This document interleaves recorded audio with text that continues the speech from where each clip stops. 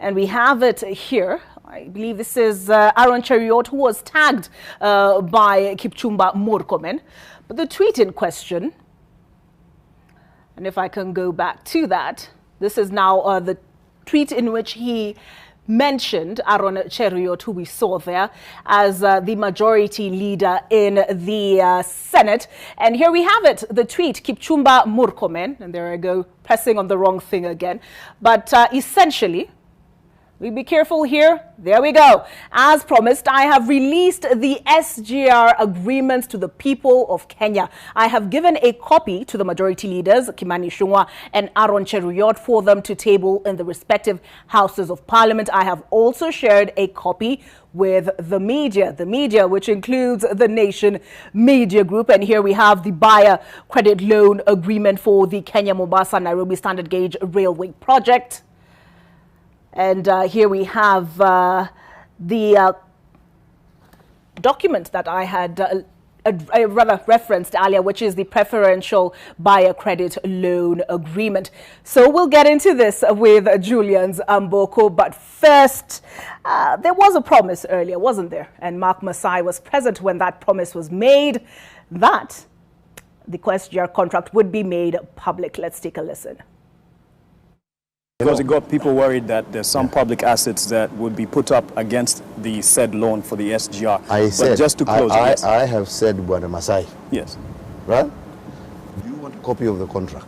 Yes, and that's what I wanted to say, to ask. Do you want a copy? Yes, I do. I will give it to you. And Kenyans as well?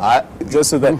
yes. If I thought through you, you will pass it on. Yes, to publicize it, not just to have it to me. Because when people want to have... Uniambie, kwa hiyo contract, ni pahali gani?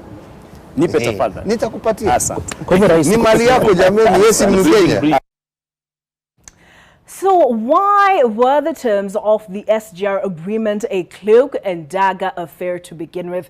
It might have something to do with this. Listen to what the former chair of the Public Investments Committee, Abdul Swamad Sharif Nasser, had to say on the terms of the contract 4 months ago.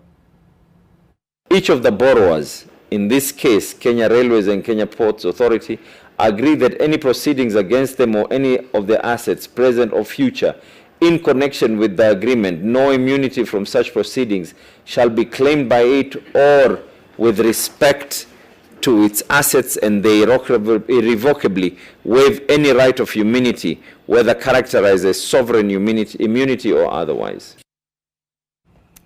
All right, to shed light now on the terms of these documents, Julian Mboko joins us now by way of Zoom. Julian, I have open here the preferential buyer credit loan agreement, as well as okay, basically I have two documents. Perhaps you could help us make sense of that. I thought it was just one document that now would be very clear. Is the Mombasa port up on the chopping block or not?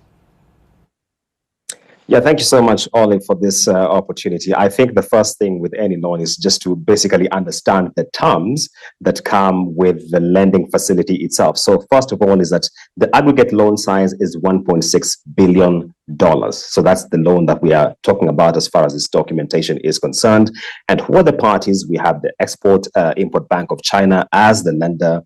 We have the Kenya Railways Corporation as the end user. And of course, we have the Treasury as the entity which then signed off this loan. When we talk about in terms of the payments, there are three things I think Kenyans need to note here. There are, of course, the interest payments, which you pay according to the contract twice every year. That's by the 21st of January and the 21st of July. So twice a year, we're servicing that interest. We have the commitment fees, which is at 0.25% of the outstanding principal amount. Now, the difference here is that principal is what you borrow from the lender, and the interest is what you pay regularly based on the interest rate you have agreed on. And then, of course, we also have the management fees, as we always have with loans, because anytime a lender has extended to you some credit, they are basically charging you for the day-to-day management of the same. So those are the three things which I think Kenyans need to bear in mind. Another important thing is that This is a 20-year loan based on what we are reading. And this 20-year is structured in the sense that we have 7 years of a grace period and the remaining 13 basically repayment. A grace period in a loan is basically to tell you that once it matures, we are giving you this window for some breathing space, whereby even if you don't service, you won't incur any penalties. So that's very important to note. And another thing which I think is critical is that the interest rate for this loan is 2% every year. So basically, this falls within the category of what you normally call concessional financing, or financing which is relatively cost-effective based on the interest rate. In terms of what we have as guarantees for this loan, I have read especially Article 6 and 7 of this contract, and here's what I have found. The Railway Development Fund, from which proceeds from the Railway Development Levy are normally accrued, is attached to this loan. So that's the first thing I think Kenyans need to bear in mind. The second thing is that, and this was alluded to by the Transport Cabinet Secretary during his vetting, is that an escrow account was agreed between the parties, that is the Export-Import Bank of China, the National Treasury, and the Kenya Railways Corporation, to be established, and at any given time, it is capitalized to the tune of about 25 billion shillings to give the lender the comfort that in the event that you run into distress, you will still be able to service this.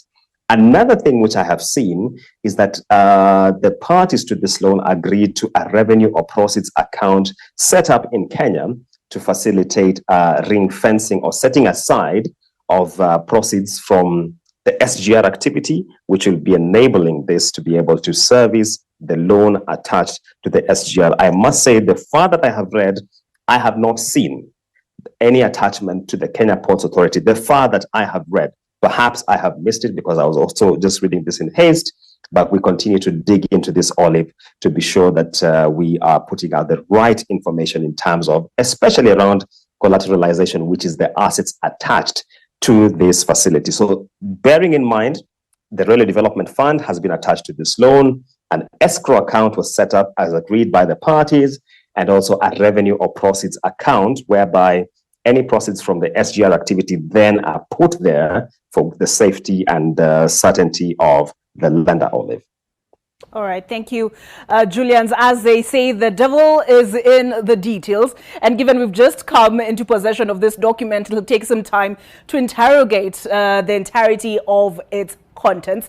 But those are the highlights, Julian Zamboko. If ever there was a man to task with that task of getting into those details, it is Julian Zamboko, the man in question, Kipchumba Murkomen. And this was the pledge he made when he appeared before the National Assembly Committee on Appointments.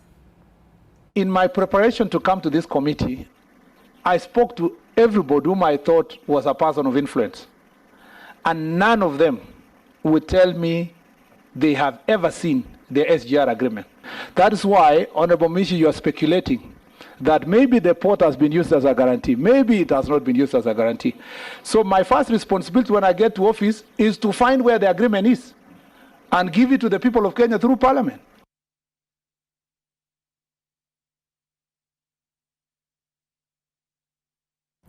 All right, these are the two documents that I have seen and that have come into my possession as shared by the Transport Ministry. And I can see here, this is Article 14 of the Buyer Credit Loan Agreement.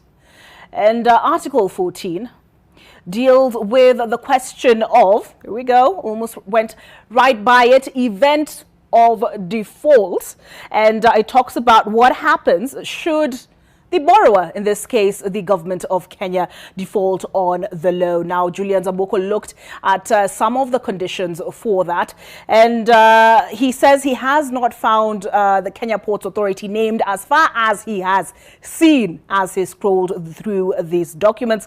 But in terms of immunity and what state assets may have been put up, that we'll look into greater detail in the days to come. But yes, here it is. This is proof that the contracts are indeed in our possession.